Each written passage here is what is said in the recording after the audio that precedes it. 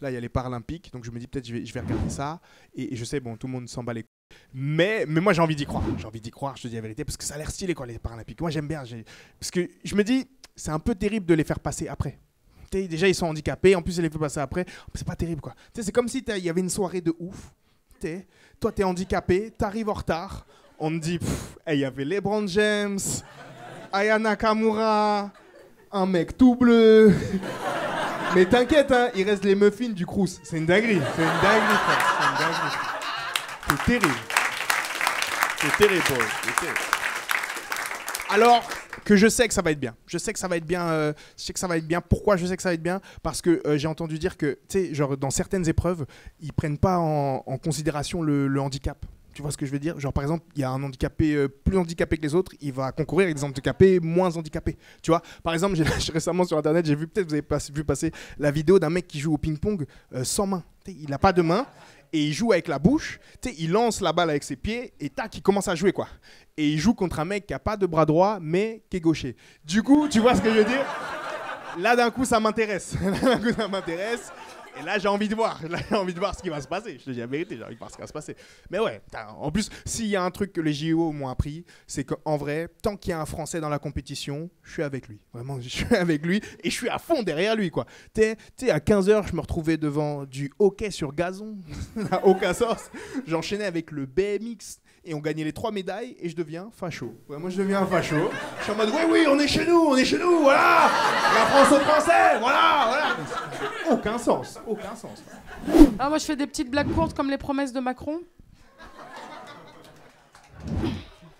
Ça va, les gilets jaunes, là? Macron, il avait dit, quand il a été élu, ouais, il y aura plus de SDF. Il serait capable de dire, non, vous avez pas compris, j'avais dit, il y aura plus de SDF. Il va nommer un jour un Premier ministre, parce que là, Brigitte, elle va avoir 100 ans, on n'a toujours pas de Premier ministre. Là, il fait le casting à l'Élysée, là, il a fait venir LFI. Il leur a dit, voilà, c'est votre bureau, Premier ministre. Et non, c'est un hologramme, blague. Il a fait venir Valérie Pécresse, il l'a fait payer 4 € l'entrée. Je me demande qu'est-ce qui devient Jordan Bardella, parce que là, on le voit plus du tout. Et on le voyait tout le temps, on le voit plus. Moi, j'aimais bien ces vidéos TikTok où il marchait avec Marine Le Pen. Elle était tellement masculine à côté de lui. On aurait dit une boxeuse algérienne. Tu sais quand est-ce que t'es pauvre? Je vais te le dire. Déjà, quand tu poses la question, déjà. Et tu sais, quand tu vas dans les magasins de luxe pour visiter.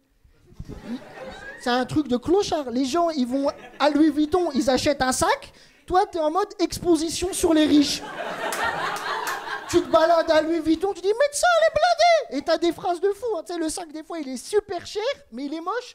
Tu dis « Même gratuit, je le prends pas. » Comme si quelqu'un allait te proposer « Prends le sac, frérot !» On s'en fout de ton avis. Je passais un premier été, un été sans Premier ministre. Et on s'est tous rendu compte que ça sert à rien, en fait, le Premier ministre. Hein. Ouais, on était tous contents pour Léon Marchand, mais le Premier ministre, on s'en battait tous les couilles. Hein, ça change rien à ta vie, le Premier ministre. Hein. Jamais cet été, je me suis dit pourquoi il n'y a pas de Premier ministre. Quoi, tu vois. Cet été, j'étais en train de bronzer, je me suis pas dit putain, ça manque de Premier ministre. Hein. Vraiment, s'il y a un Premier ministre, j'aurais pas attrapé ce coup de soleil, je te le dis. Ça ne sert c'est un poste qui sert à rien en fait. Hein. Et Macron, il est là, il fait des élections, il les perd et il reste. Il est super, lui. Et là, maintenant, tout le monde va le voir. T'as vu, il fait des consultations maintenant, lui. C'est devenu un dentiste, lui. J'ai pas rien compris. Il y a que des gens qui vont le voir, qui disent on peut gouverner parce que comme on a gagné, il dit non. Non. Et après, ils repartent et ils font des interviews. On est très déçus, on peut pas gouverner. Et nous, on dit bah ouais, parce que nous, on avait voté pour eux, à la base. Et voilà. Donc après, il se passe rien. Et on attend la prochaine élection. Mais en fait, on est rentré dans une dictature sans le savoir. Mais ça va. Franchement, ça va. Tant que c'est l'été, ça va. Après, dès qu'il va commencer à faire moche et tout, dès qu'on peut plus aller en terrasse, nous, c'est là on se réveille, les Français. Dès qu'il y a plus de terrasse, on dit il n'y a plus de Premier ministre, là. Hein oh, vous faites quoi, là? Il n'y a plus de Premier ministre, là. Mais il n'y a plus de Premier ministre depuis juillet. Mais juillet-août, il y avait les spritz et tout. Là, il y avait les cocktails, il y avait plein de trucs, là. Et là, il n'y a plus de terrasse, il n'y a plus de Premier ministre. C'est des fous, là. Vous allez mettre un Premier ministre tout de suite, là. Comment ça, il n'y a plus de Premier ministre? Ah, nous, c'est les terrasses. T'as vu, même quand il y a eu le Covid, on parlait que des terrasses. Tout le monde mourait, on dit ah, mais il n'y a pas de terrasse. Hein. Il n'y a pas de terrasse, quoi. C'est un truc. Ah, les Français, c'est les terrasses et l'essence. Hein. C'est l'essence et les terrasses. Après, tu fais ce que tu veux dans le pays. Hein. D'ailleurs, vraiment, un message pour toi en particulier. Arrêtez tous, les mecs, là, de croire que femme divorcée plus enfant égale galérienne. Parce que, franchement, c'est... Oui.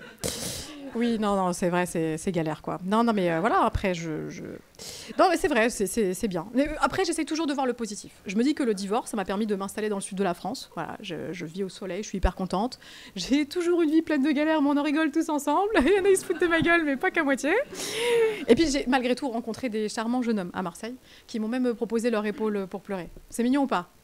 Ouais, c'est mignon, hein, mais je savais pas que l'épaule se situait aussi bas. Ouais. Alors, le plus gênant, c'est ma mère à chaque repas de famille qui n'arrête pas de dire « Non, mais moi, je m'inquiète pas pour Amy, c'est une fille qui a toujours eu la tête sur les épaules. » Oula, non, l'image est...